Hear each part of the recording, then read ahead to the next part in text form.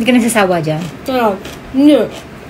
Good morning mga ka-sweet life. For today's video, tayo ay mag-fishing ng maliliit na isda kasi si Ate Aska nung last time ay nagprito ko tapos nakalimutan ko tirhan siya, nagalit siya kaya sabi niya gusto ko nang kumain ng maliliit na isda kaya ito at tumakbo ulit ang lola nyo para manghuli ng mga isda at dito nga tayo bumibili ng alamang at ayun yung mga styrofoam nila kung sakali kayo ay makakahuli ng malalaking isda at gusto nyo iuwi, pwede lalo na kung kayo ay malayuan. Tapos ang ginagamit lang natin ay itong sabiki kung tawagin dito sa Japan o yung multiple hook na mukha alamang at syempre ito yung ating pain na gagamitin na best na lagi kayong 100% na makakahuli. At alam nyo bang ito pa nga lang ay ulam na dahil fresh na fresh to kapag kahuli nito ng mga mangingisda ay agad-agad nila tong fini-freezer kasi hindi naman nila to kinakain dito, ginagamit lang talaga to pampain dun sa mga nangingisda na katulad ko. At tinanong ko nga sa mga mangingisda kung nilalagyan nila to ng gamot, hindi daw, kapag kahuli talaga nila ay diretso na sa freezer yan yung para hindi daw bumaho. At alam nyo ba na ito rin ang ginagamit ko kapag ako'y gumagawa ng bagong alamang dito sa Japan. At yun nga yung takang-taka ko dati sa Pilipinas pag bumibili ako ng pambagong alamang, napakajoho ng mga alamang at ang lansa kasi nga dahil nakabilad sa araw tapos walang yelo. Hindi katulad dito sa Japan guys, frozen nyo siya mabibili kaya ang bango talagang pagkaahon, amoy na amoy mo yung alamang na hindi pa namamanto. Bukod sa fresh, napakamura lang niya. Kung tatanungin nyo ko ilang kilo to, ito ay 3 kilo at nagkakahalaga lang siya ng 300 pesos. Yes, ganun kamura. At alam nyo ba lately dito sa Japan hindi masyado makahuli ng isda unless gigising ka ng maaga at ito nga 5:30 lang ay nasa dagat na tayo, medyo mataas na yung araw pero alas 5 pa lang yan guys.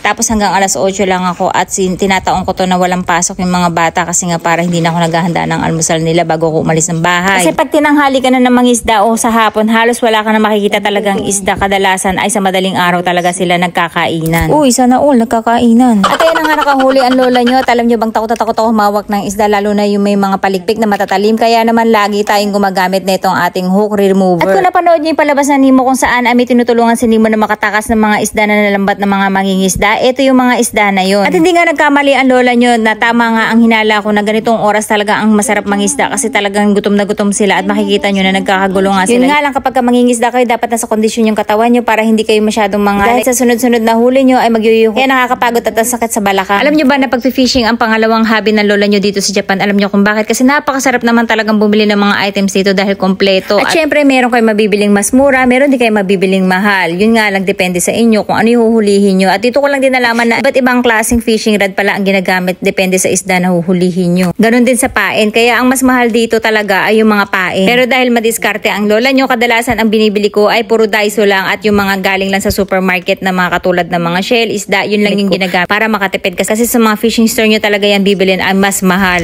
Saba. Nakahuli tayo guys. Ang saba. Isura ng saba guys. Ayan. Dami oh. Nakikita nyo ba yan guys? Nakakahuli yung mga isda.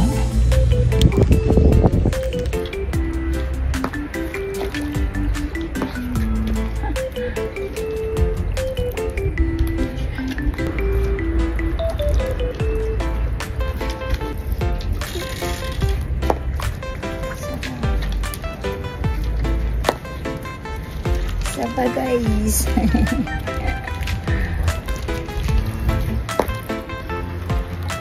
There's saba.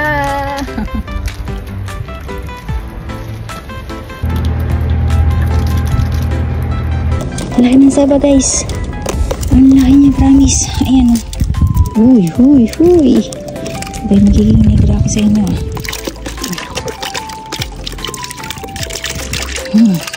Ay sayang wala isa. Yeah! Ang saya guys.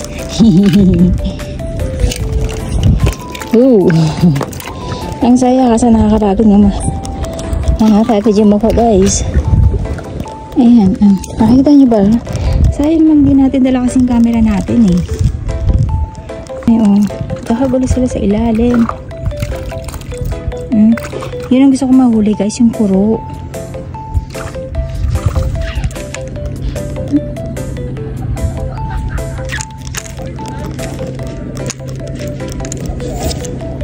Ala, may nahuli pala tayo guys, kuro.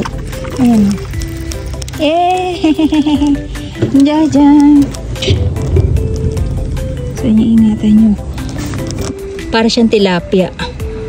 Pero bilugan yung katawan niya. Lang yung ano. Ay, lalaki na ng saba, promise guys. Ay, lalaki guys. Tingnan nyo yung mga saba. Ang lalaki. Ayun. Kailangan mabilisan to guys. May oras lang ang pag-fishing. Pag di natin sila nahuli agad-agad, lilipatan yan ng lugar. Nakahuli na tayo. Saba. Nagkabuhol-buhol. Alam nyo kasi ang liksi nila guys. Kaya yung mga natin nagkakabuhol-buhol. Wala, huwag kang malikot. Punyeta ka, binul-binul. So magpapalit tayo ng hook. Unhook. Okay. Tapos kailangan yung basura natin. Huwag natin iiwan dyan. Iuwi natin yan. Ayan. Diba guys? Grabe, ang laki nung guys. Ang laki. Puro. Diyan. Ang bigat guys. Grabe. Grabe, ang bigat mo, boss. Ang lakas niya makahitak. Tingnan niya, no? Nabababa natin sila. Kasi, imbis na minahuli tayo, makawala. Pati yung lalagyan natin, malaglag. Huwag ganun, besh. Ngayon nga lang ako makahuli ng... Nananahimik daw siya. Stress yung kulay niya, guys. Ayan. Ang lalaki, guys. Just tignan nyo yung lalaki. Ang lalaki nila. Grabe. Mahuli tayo, guys. Kaya wala na tayong kain. Ano ang alat ng dagat? Verdict sa bibig ko. Ang lalaki ng saba, guys. Nakakatuwa. Ano nila? Jajang! Guys, may bago tayo na hula. Ito yung tinatawag nila na danggit sa atin sa Pilipinas. Ayan. Ay, ang tagal nagsindi ng camera ko guys kasi wala na akong battery. So, ang gagawin natin, ito namang ating kuro. Siya nating ililipat. Ito yung isa natin guys. Tana siya. So, sila naman yung ililipat natin. At iingatan natin guys kasi meron tong may lason yung kanilang palikpik. So, kinakatakutan tong kainin kasi merong pag natusok kayo nung pinaka-fin nila sa taas. Ayan. Ayan, ito yung danggit natin, guys. Alam niyo ba na lumalaki yan? Sa atin kasi nakikita kong danggit maliliit. Ayan, nakakatuwa. Diba? Nakakatuwa. Kaya nakakita tayong battery, kaya enough ko. Kabol-bol na punyeta. Yan ang ayoko sa sa saba. Wasak-wasak na yung nyo. Tingnan nyo. Ginawa sa ating yan yung mga huli natin for this video. Ayan.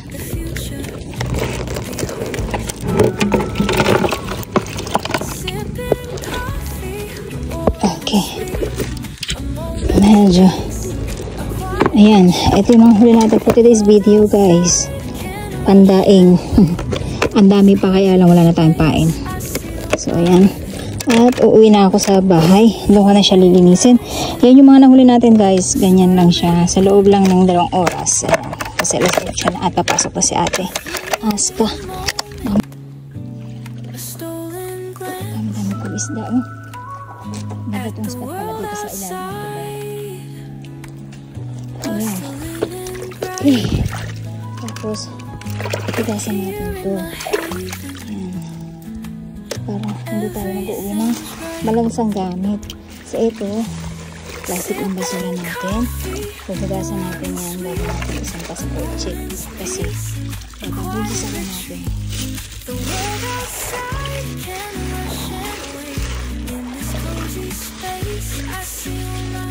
Lang tayong kamay.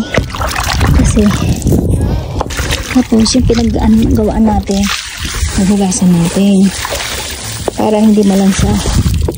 Yan, ganyan yung tamang paglilinis natin guys. Gawin natin dito. So ito, huwag lang sana siya magsak, hoping yung hindi basag siya. Yan, tapos na ilaga niya, uwi na tayo. At magandang gawin sana pataba yung mga ano nila hasang. Sunrise paints the sky in hues of gold. Another day begins, a story to unfold.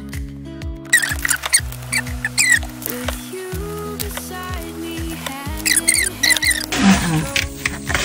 Ayan. Ayan. Magwalay lang natin sila. Ang kagandahan dito sa atin, hindi tayo malalangawan. Ayan yung mga langaw. Oh. Kasi merong under pa dito guys. Oh. Hindi siya direct na malalapitan ng langaw. Kaya ayan, hanggang amoy-amoy lang sila. At ito na yung ating mga islang natira guys. Meron na tayo dito. Pritong isda. Ayan. Itadakimasu.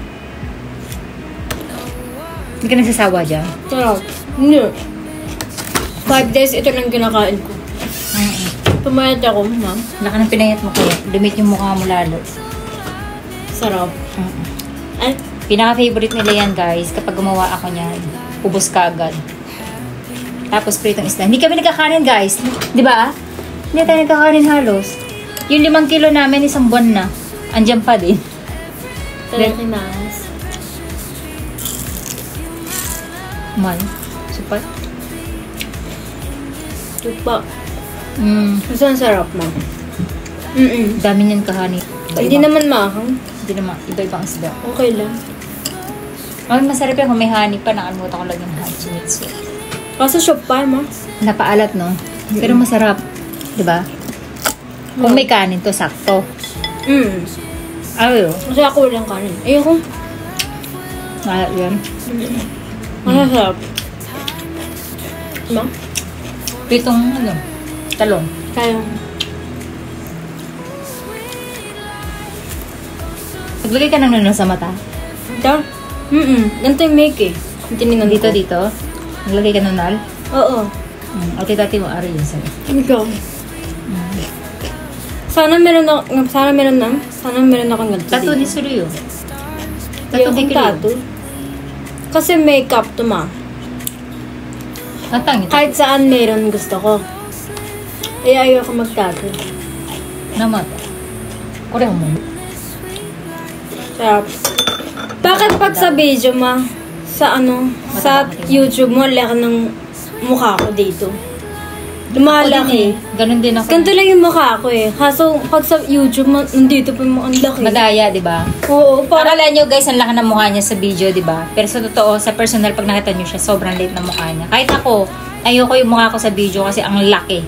Parang lumalapad yung mukha ko, di ba? Gumagano. Oo. Pero sa totoo lang, maliliit lang yung mukha nila, pati si Ate Tati. Kuha mo naman akong tubig, sabi ko. Ay, kala ko pa sa akin.